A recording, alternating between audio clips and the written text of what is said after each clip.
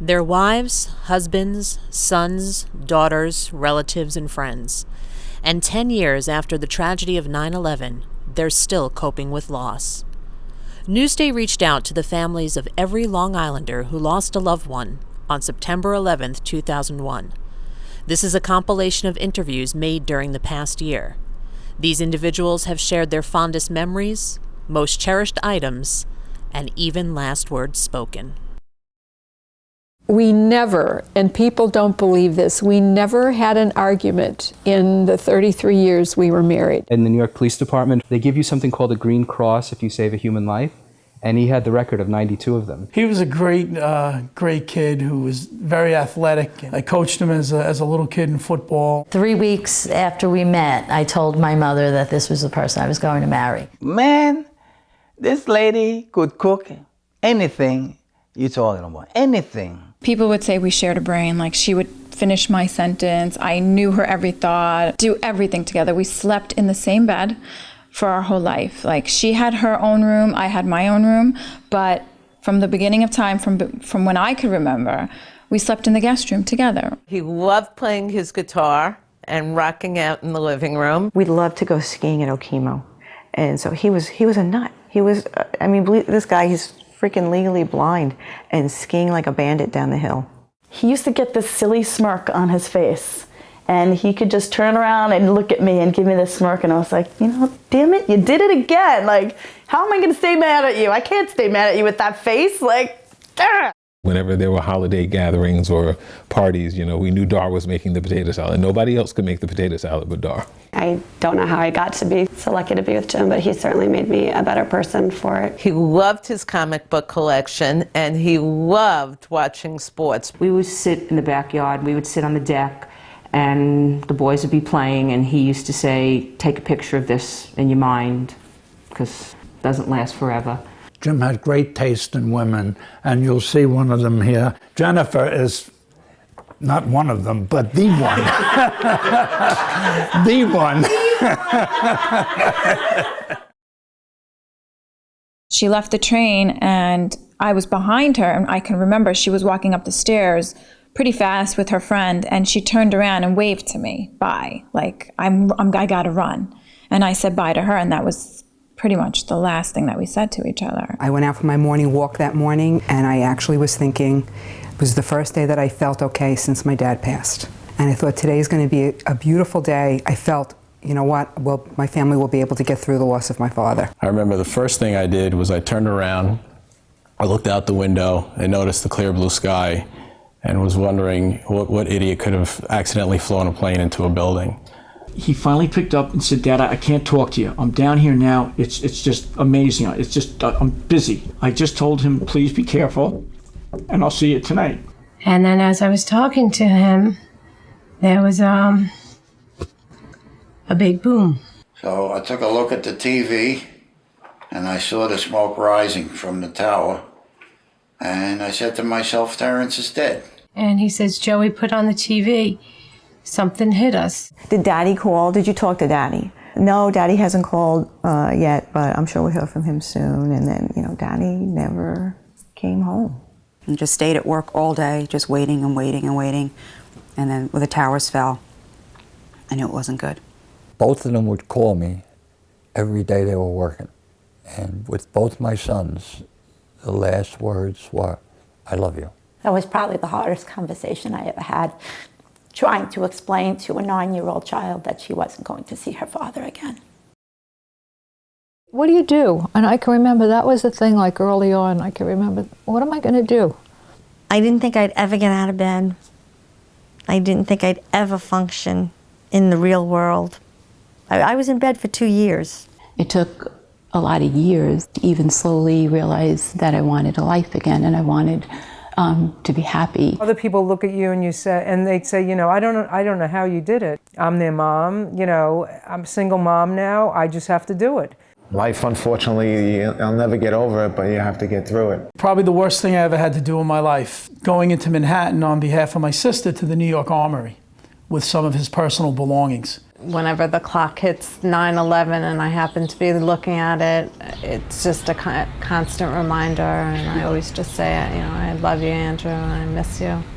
I think that was the hardest thing for all of us to take, is that he wasn't just going to come in the door anymore. When a mother loses her child, I think that triggered her death. 9/11 triggered that. I remember specifically sitting out on the driveway on the grass, just devastated. All of a sudden I felt a hand on my leg, and Mrs. Riley came next to me, and she's just like, it's gonna all be all right. Jim will always be with you no matter what. Monuments in the community and monuments that are out there in the public world symbolize the public nature of the grief. That it was a public ceremony, it was a public place. So naturally, the public monuments and public rituals are important to have out there. One thing that we've done that has helped me with losing Stephen is to create a foundation called the Firefighter Stephen Coakley Foundation. There's a memorial in our town that families and the town built. And the Babylon Memorial, they have stones with the faces of all the people that died in the town of Babylon, and it's just unbelievable. We make donations to emergency services, and we hold memorials to remember those that were lost. So each year we have an outing right around September 11th. Now it's a golf outing, and we raise close to $100,000 a year. And we pick one thing that we want to donate the money to. Honestly, we didn't have a place to go for a long time. We would light a candle in a church every year, but that really didn't help for whatever reason, like have somewhere to go. But now that they made that memorial in Hauppauge, the panes of glass, and they put like benches in front of them, like I finally feel like I have like a cemetery to go to. I'll go there if I'm having a bad day and just sit there, and for whatever reason, it's like he's there. These external places can be a place where we can feel connected to our loved one in a very special way, because they are part of the world. It's not this private experience. It's something that we can embrace as something that's a tribute to them, that other people know and other people care about. And importantly, for a lot of people who go through grief, it's a statement about the fact that they won't be forgotten. We had an overwhelming response to this notion of marking the day in service to others. And so we started kind of with the idea in 2002 and formalized the organization, which is known as My Good Deed. Year after year, it has grown and grown and grown to the point where people from all 50 states and 165 countries now engage in some form of charitable service each 9/11. And then there's another one. It's on the wall of Keyspan Park. He used my son Joe, his image, for the statue to represent the emergency service cops. So we have a statue with our son. That's pretty cool. An average person would like to take 9/11, put it in a box, and put it away. And it's because it's easier just not to think about it. It is, and I don't blame them. I wish I can do that, I just can't. I know when I met my husband, we were dating, and he used to tell me that I always used to refer to time or to our life as in before 9/11 and since 9/11. And like, I never realized it, but I still do. I think of life in that time. When I am in one of my quiet times, I think of Michele, and I still feel her loss. It overwhelms me, even still, that I can't believe that he's gone. It was very difficult because I relied on Mark. We were very close. We had a very good, solid marriage. And it was just hard every day to be alone. If you think about this all the time, basically you can't get through the day. So you have to kind of, not really back burner it, because he's very much a presence in the house. His picture's right there. It never goes away. It's never easy. And when you have a tragedy, you realize that there is never a closure. You just move on and sort of put it in a different place. You take life a lot easier now, meaning that, who knows, you can go to work one day and not come back. I mean, literally, that's what happened with my mom. I guess that's when I think about him the most, when it comes to the kids, how cheated they were and he was. I always wonder like what my life would be like if he was still here. Since then, it's just a sense of loss, you know, not having one of my siblings here. And what happens is you ultimately either choose to dwell in the pain or you choose to live in the memory. It's not just losing my sister, it's losing my best friend and my world. She was my world, you know. You can't let a day go by that you don't tell your child or a member of your family that you love them. A day doesn't go by when I don't think about Andrew and think about what it would be like to have him. I just have this sadness inside me. It's just the constant reminder. It's just very tough to deal with. I guess the biggest thing is that I have a family now. I have a husband, and my husband doesn't have a brother-in-law. And my 3 children don't have an uncle. If John or most of the firemen had to do it over again, I think they would go. I live my life, but she's always in the back of my mind. I really, truly just miss her. And I'm very grateful for 35 wonderful years that he called me Mom. We said he did the right thing. He did what he was supposed to do. And I'm proud of him. I'm proud of all those firefighters and women that did it that day. Again, he makes me so very proud that he is my hero. Who would think that my little brother would be the hero? Part of why people collect things or hold on to things really is as diverse as people are, but there's some commonalities.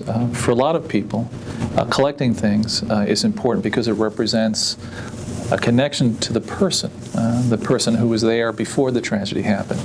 So in their own personal timelines, they go back sometimes when they were first married, sometimes when they first met the person, or at a time in life where it was peaceful. So that item brings them back to a time before all this pain came in their lives. Yeah, there's a lot of things that you have that you just don't get rid of. You don't want to, but there are things. Matter of fact, in the bathroom is Keith's razor. Won't get rid of it. Won't get rid of it. It gives us a good feeling thinking about Larry and his beer bottle. We always laughed, you know, so we're going to keep it as long as we can. And we just hope it doesn't explode in the refrigerator. It's a bizarre word to use the word lucky in such a terrible time, but to be able to, you know, retrieve those little things that he had, his ring, his wallet. So it was just like those little connections, you know, we got back his badge. I did say, I think I put it in my will that I would like to be buried with this on because it needs to go back to where it was, which was with my husband, so I could give it back to him. And this has been on my neck for almost 10 years, and it'll be on my neck forever. I took his ties, and they were sent to a lady who I never ever met all the way in Oregon, and she came back 6 months later with all these ties and put up into a fabulous quilt. So this quilt was made for my daughter. There's another one that was made for my son, and it is made out of all of Erwin's clothes. It's a Waterman pen that she gave me that I don't even let leave the house because I'm afraid I'd lose it. I wear a bracelet to make sure I don't forget. This has become like, you know, Linus has his blanket, well, Victor has his bracelet. I don't go anywhere without it.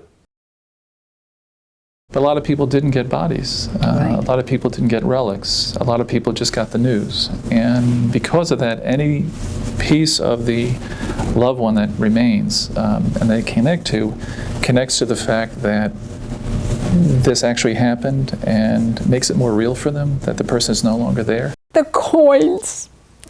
He'd come home from work. He'd put his coins. So they were the last things he touched. And I keep those in my pocketbook with me. I have his boat, and I'll keep it as long as it keeps floating. The neighbors all call it the unsinkable Molly Brown, because I go away sometimes, and the damn thing will fill up right to the brim, but it won't sink. It's usually a very quiet moment for anyone that sees the helmet. And I went through that box, and I found the warranty card from this special watch. And it was that warranty card that allowed us to reclaim Glenn's watch from the police department's property clerk. Last year, my oldest grandson was big enough that he could wear it. I gave him his father's coat. That coat means a lot to me. Money, his wallet, his license, his watch, which was still working. Alvin's comic book collection, which is extensive, and he spent years accumulating and going through each and every night, and I think we'd feel totally guilty getting rid of that. My minivan that he bought me because he knew with another child on the way, we needed a bigger van. The car has so many memories with him and after him that at 202,000 miles, my husband wants to buy me a new car, and it's bittersweet. David, this is Mom. It's Tuesday morning. I only hope that you were on your way home when all of this happened in the city. If you were, when you get home, please call me to let me know that you're okay. Bye.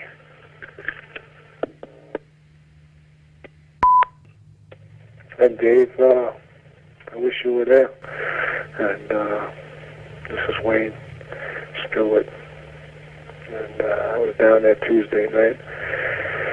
And I'm so sad. I just wish you were here somewhere. I hope they find you. I pray. I know everything's going to be all right. I love you, man. Take it easy, Dave. I gave him a state police ring when he was retiring. And he wore that ring. And it was actually found at Ground Zero and given back to me. I will never let that, I've donated some things to the museum, to the memorial, but I'm not gonna let that go. Come Christmas 2001, we got the Christmas decorations down, and I didn't know it, and Brian had written me a letter, and reading it for the first time was probably the biggest gift from God that I could have ever gotten. I feel that it is true that God did bless me with you, because with you I know I am loved, which I know I too often take for granted. His last words to me were, "Hey sexy, where are you?" And I said, "The cat pooped, I had to pull over." And he just said to me, I'll give you, and all I heard was, which was the static of the walkie-talkies. So we lost contact at that point, but I knew what he was going to say. Give me a call at work when you get home with the kids. And he said, "I can't thank you enough for allowing me to develop into the international superstar heartthrob that I am today. You've done excellent work." That was typical of his humor, He never took himself seriously, but he loved to make us smile. Mom, you could not have done a better job raising me. If you have any regrets about things you didn't get to do with me or teach me, forget them, because in my opinion, you're the best.